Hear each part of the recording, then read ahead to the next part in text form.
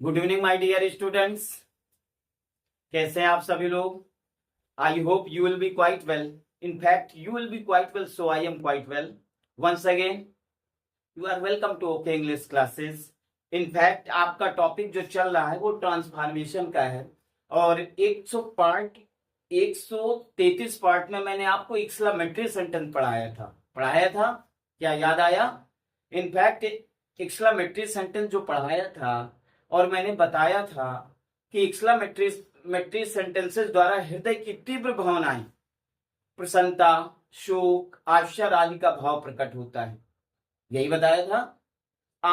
मैंने आपको बताया था कि यदि आप एक्सक्लेमेटरी सेंटेंस नहीं जानते, आइडेंटिटी करना नहीं जानते, तो फिर एक्सक्लेमेटरी सेंटेंस को असर्टिव में कैसे बदल पाएंगे, है ना? इसलिए पहले एक्सक्लेमेटरी सेंटेंस मैंने एक्सप्लेन कर दिया था। आज आपका जो ट्रांसफॉर्मेशन के अंतर्गत टॉपिक है बेटा, वो है एक्सक्लेमेटरी सेंटेंसेस को असर्टिव सेंटेंसेस में बदलना। आई मीन कि एक्सक्लेमेटरी सेंटेंस को कैसे असर्टिव सेंटेंस में कन्वर्ट करेंगे। ठीक है, तो प्लीज अटेंशन। ये सारी चीजें बहुत आसान है, आपको बिल्कुल समझ में आने वाला है। बस थोड़ा कंसंट्रेट कीजिएगा माइंड को और समझने की कोशिश करिए। Please try to understand everyone. देखिए, एक्सक्लेमेटरी सेंटेंस ये भी आपको बताया गया था कि एक्सक्लेमेटरी सेंटेंसेस हाउ या व्हाट से भी शुरू होते हैं। यू नो, यही बताया था ना। तो देखिए, रूल 1 क्या है कि एक्सक्लेमेटरी सेंटेंस को असर्टिव सेंटेंस में कैसे बदलेंगे। ठीक है बेटा, रूल 1 क्या है कि यदि एक्सक्लेमेटरी सेंटेंस हाउ या व्हाट से प्रारंभ हो, है ना, या शुरू हो, तो ये असर्टिव बनाते समय इन्हें हटा देते हैं तथा एडजेक्टिव से पहले वेरी का प्रयोग किया जाता है। किसका प्रयोग किया जाता है? वेरी का प्रयोग किया जाता है। एक बार फिर से रिपीट कर रहा हूं, जब भी एक्सक्लेमेटरी सेंटेंस आ जाए और वो हाउ या व्हाट से शुरू हो, किससे शुरू हो? हाउ या व्हाट से शुरू हो, है ना? तो एक्सक्लेमेटरी असर्टिव सेंटेंस बनाते समय हाउ या व्हाट को हटा देते हैं और एडजेक्टिव, और क्या बताइए, एडजेक्टिव से पहले वेरी का प्रयोग करते हैं। किसका प्रयोग करते हैं? वेरी का प्रयोग करते हैं। तो एक एक्सक्लेमेटरी सेंटेंस आया, how beautiful the rain is. अब परीक्षा में आएगा तो ये एक्सक्लेमेटरी सेंटेंस थोड़ी ना दिया रहेगा how beautiful the rain is, change into assertive. इसको असर्टिव में आपको बदलना है। तो कैसे बदलेंगे? तो याद रखो, ऑलवेज रिमेंबर दिस पॉइंट कि यदि एक्सक्लेमेटरी सेंटेंस हाउ या व्हाट से प्रारंभ हो तो असर्टिव सेंटेंस बनाते समय हाउ या व्हाट को हटा देते हैं और एडजेक्टिव से पहले वेरी का प्रयोग करते हैं। किसका प्रयोग करते हैं? वेरी का। तो चलिए ठीक है, इस सेंटेंस को असर्टिव में कन्वर्ट करना है, समझिएगा, बहुत आसान। तो बेटा, एक्सक्लेमेटरी सेंटेंस में सबसे पहले देखेंगे इसका सब्जेक्ट क्या है। How beautiful the rain is, subject क्या है? The rain. तो असर्टिव बनाते समय सब्जेक्ट आप पहले लिखेंगे। क्या लिखेंगे? सब्जेक्ट आप पहले लिखेंगे द रेन। क्या ये बात समझ में आ गई ना? Very good. क्रिया क्या लगी है? देखिए, इज लगा दिया। अब एडजेक्टिव क्या है? ब्यूटीफुल। और बताया गया एडजेक्टिव से पहले क्या लगाते हैं? वेरी का प्रयोग किया जाता है। तो क्या लिखेंगे? वेरी। एडजेक्टिव क्या है? Beautiful, BEAUTIFUL, full stop. देखिए, एक्सक्लेमेटरी में लास्ट में एक्सक्लेमेशन मार्क रहेगा। जब असर्टिव में कन्वर्ट करेंगे आप तो हाउ या व्हाट को हटा देते हैं और एडजेक्टिव से पहले वेरी का प्रयोग करते हैं। और जब भी असर्टिव सेंटेंस बनाएंगे तो सबसे पहले सब्जेक्ट फॉलो करेंगे। असर्टिव का सब्जेक्ट, एक्सक्लेमेटरी का सब्जेक्ट क्या है? द रेन, तो हमने द रेन लिखा सब्जेक्ट, फिर इज, क्रिया लिख दिया इज, फिर वेरी ब्यूटीफुल। तो इसका असर्टिव क्या बना? The rain is very beautiful. क्या ये बात समझ में आ गई ना? It is not difficult, it is very easy, but you should try to understand. समझने की कोशिश करिए, बहुत आसान है। चलिए, एक दूसरा सेंटेंस देखिए, exclamatory, what a pleasant whether it is. क्या आया? Whether it is. अरे भैया, एक्सक्लेमेशन मार्क लगा, एक्सक्लेमेटरी सेंटेंस कहां शुरू हुआ? व्हाट से शुरू हुआ। तो असर्टिव बनाते समय सबसे पहले आप क्या फॉलो करेंगे? सब्जेक्ट। इस वाक्य का सब्जेक्ट क्या है? इट। तो इट आप पहले लिखेंगे, लिख दिया इट। फिर इज, देखो लगा है क्रिया, इज लिख लिया हमने। फिर इसके बाद क्या देखेंगे हम? आपका इट इज, ठीक है, इट इज, इट आपने सब्जेक्ट लिखा, इज लगाया, फिर इसके बाद very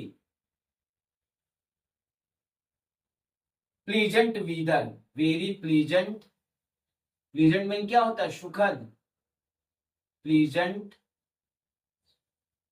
wither, WETHER, wither mean मौसम, फुल स्टॉप। क्या बना आपका, सब्जेक्ट हमने लिखा इट, क्रिया हमने लिखी इज, वेरी आपका एडजेक्टिव क्या है, प्लीजेंट, तो उसके पहले हमने वेरी लगा दिया और आपका वीदर हो गया। तो असर्टिव में कैसे कन्वर्ट हुआ, it is very pleasant wither, ये बहुत ही सुखद मौसम है, यही तो इसका तात्पर्य हुआ, है ना। चलिए ये बात समझ में आ गई, very good, try to understand exclamatory sentence, what a dreadful night. कभी कभी आप ये देखेंगे कि एक्सक्लेमेटरी सेंटेंस में न तो सब्जेक्ट पता चल रहा है और न इसमें क्रिया लगी हुई है। तो जब आपको सब्जेक्ट प्रॉपर ना मिले तो उसका सब्जेक्ट सदैव इट मानना, क्या मानना, इट। तो देखो इसका सब्जेक्ट प्रॉपर नहीं पता तो हमने इट लगा दिया। और जब कोई क्रिया नहीं दी हुई, आई मीन हेल्पिंग वर्ब या क्रिया नहीं दी है, हेल्पिंग वर्ब नहीं दी है, तो उसका क्रिया सदैव वाज मानेंगे, ठीक है, वाज। अब व्हाटे को किसमें बदला, वेरी में, ड्रेडफुल, ड्रेड ये तो आपका एडजेक्टिव है, ड्रेडफुल, और नाइट ये बेटा आपका शर्ट में कन्वर्ट हो गया, तो it was very dreadful night, है ना। ये बहुत भयानक रात थी, ये बहुत डरावनी रात थी। क्लियर हुआ, क्लियर हुआ या नहीं हुआ। मैंने बताया जब एक्सक्लेमेटरी सेंटेंस में सब्जेक्ट नजर ना आए, हेल्पिंग वर्ब नजर ना आए, क्रिया नजर ना आए, तो आपको उसका सब्जेक्ट इट मानना है और सदैव क्रिया पास्ट की लगाएंगे, वाज लगा दिया, वेरी लिखा क्योंकि एडजेक्टिव से पहले वेरी लगाएंगे, और ड्रेडफुल नाइट हो गया, आपका शर्ट में कन्वर्ट हो गया। क्या ये बात समझ में आ गई ना, very good. Next sentence, exclamatory sentence क्या है, what a man you are. अब यहां पर देखिए व्हाट आया था तो इसके बाद एडजेक्टिव आया है, लेकिन यहाँ व्हाटे के बाद यहाँ पे नाउन आया है। तो बेटा जब व्हाटे के बाद नाउन आ जाए, ठीक है, मैंने नोट लिखा है समझिएगा, जब व्हाटे के बाद नाउन आ जाए तो नाउन यानी नाउन को फिर वहां पर हम नाउन के स्थान पे वहां पे वेरी का प्रयोग नहीं करेंगे, ग्रेट का प्रयोग करेंगे। किसका प्रयोग करेंगे, ग्रेट का प्रयोग करेंगे।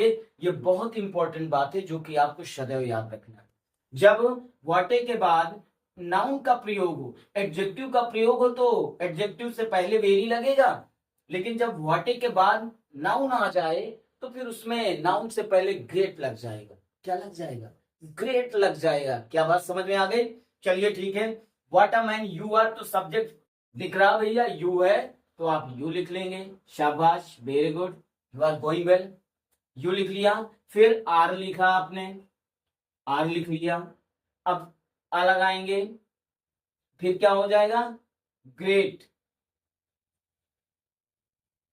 Great, you are a great man, very man नहीं, ग्रेट मैन। देखिए यानी इस वाक्य की सुंदरता कितनी बढ़ गई।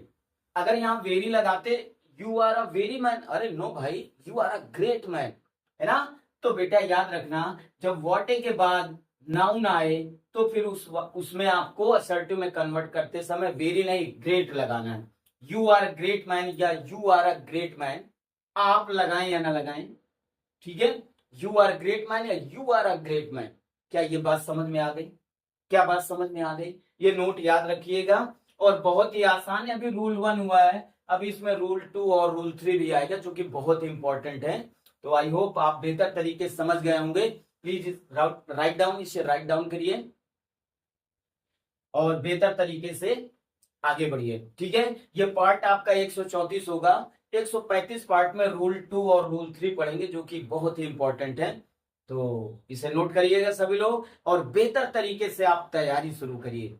विकास समय नहीं है अब, अगर अभी आप समय इन्वेस्ट कर रहे हैं, वेस्ट कर रहे हैं, तो फिर आप अपने पैर पे कुल्हाड़ी मार रहे हैं।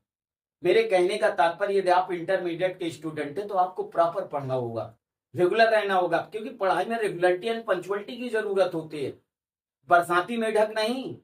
अगर किसी बड़े लक्ष्य को क्रॉस करना है, फाइट करना है, तो पहले से तैयारी शुरू की जाती है। तो अभी आपके पास मौका है, समय है, तो आई होप आप अपने समय को बचाएंगे और अपने पढ़ाई में लगाएंगे और आगे बढ़ेंगे।